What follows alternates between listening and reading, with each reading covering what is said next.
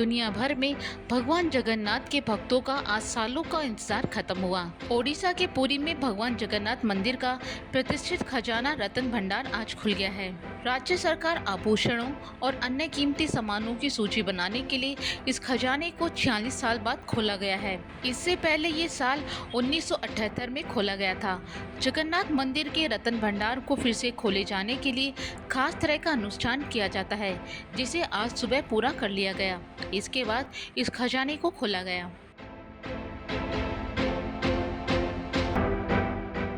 चार धामों में से एक जगन्नाथ मंदिर का निर्माण 12वीं शताब्दी में हुआ था।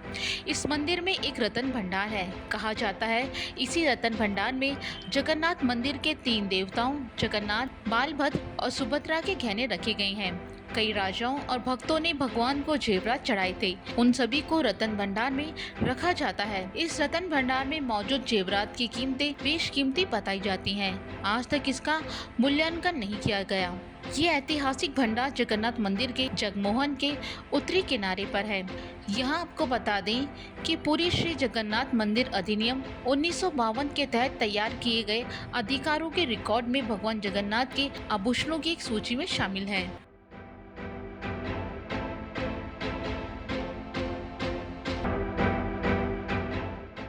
बाहरी भंडार में भगवान को अक्सर पहनाए जाने वाले जेवरात रखे जाते हैं। वहीं जो जेवरात उपयोग में नहीं लाए जाते उन्हें भीतरी भंडार में रखा जाता है। रत्न भंडार का बाहरी हिस्सा अभी भी खुला है, लेकिन भीतरी भंडार की चाबी पिछले 6 साल से गायब है। श्री जगन्नाथ मंदिर प्रशासन की ओर से हाई कोर्ट में दिए हलफनामे के अनुसार रत्न भंडार में 3 कक्ष हैं। आंतरिक कक्ष में 50 किलो 600 ग्राम सोना है और 134 किलो 50 ग्राम चांदी। इनका कभी इस्तेमाल नहीं हुआ।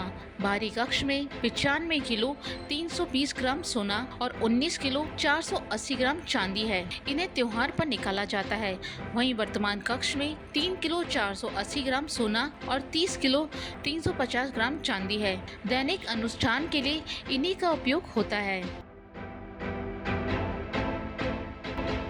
मंदिर प्रबंधन समिति के प्रमुख अरविंद पाड़ी ने बताया कि इससे पहले रत्न भंडार 1905, 1926 और 1978 में खोला गया था और बेशकीमती चीजों की लिस्ट बनाई गई थी।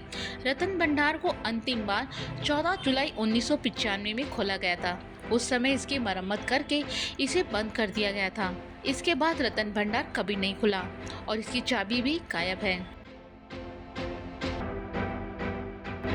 भंडार की चाबी खोने की बात तब पता चली जब सरकार ने मंदिर की संरचना की भौतिक जांच की कोशिश की। 4 अप्रैल 2018 को बताया गया कि रत्न भंडार की चाबियां खो गई है। हो हल्ला के बाद नवीन पटनायक ने मामले की न्यायिक जांच का आदेश दिया और नवंबर 2018 में आयोग ने 324 पेजों की रिपोर्ट पेश की। रिपोर्ट के कुछ दिनों बाद पुरी के तत्कालीन जिला कलेक्टर को रहस्यमयी तरीके से एक लिफाफा मिला। उसमें लिखा था कि आंतरिक रत्न भंडार की नकली चाबियां। इस लिफाफे के बाद लंबे समय से चल रहे विवाद को और हवा मिल गई।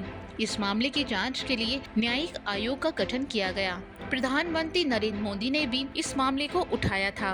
20 मई 2024 को प्रधानमंत्री नरेंद्र मोदी ओडिशा में लोकसभा और विधानसभा चुनाव के लिए भाजपा का प्रचार करने गए थे। पुरी में जगन्नाथ मंदिर में दर्शन करने के बाद प्रधानमंत्री नरेंद्र मोदी ने रत्न भंडार का जिक्र किया था। उन्होंने कहा था जगन्नाथ मंदिर सुरक्षित नहीं है। मंदिर के रत्न भंडार की चाबी पिछले 6 साल से गायब है। 1978 के बाद मंदिर के पास कितनी संपत्ति आई, इसका कोई अंदाजा नहीं है। 12वीं शताब्दी में बना जगन्नाथ मंदिर 4 धामों में से एक है। हाल ही में हुए विधानसभा और लोकसभा चुनाव में रत्न भंडार खोला जाना बड़ा मुद्दा था। भाजपा ने वादा किया था कि ओडिशा में सरकार बनती है तो खजाना खोला जाएगा। यहाँ आपको बता दें कि इससे पहले 2011 में तिरुवनंतपुरम के पद्मनाभ स्वामी मंदिर के खजाने को खोला गया था। तब 1.32 लाख करोड़ रुपए का खजाना मिला था। बताया जा रहा है कि आंतरिक भंडार से अक्सर फुकारने की आवाजें आती रहती हैं। यह भी मान्यता है कि सांपों का एक समूह भंडार में रखे रत्नों की रक्षा करता है। इसलिए रतन भंडार को खोले जाने से पहले मंदिर समिति ने भुवनेश्वर से सांप पकड़ने के 2 निपुण व्यक्तियों को पुरी बुलाया, ताकि किसी भी अप्रिय स्थिति में जरूरत पड़ने पर वो तैयार रहे। आपातकालीन स्थिति से निपटने के लिए डॉक्टरों की एक टीम भी मौके पर मौजूद रही।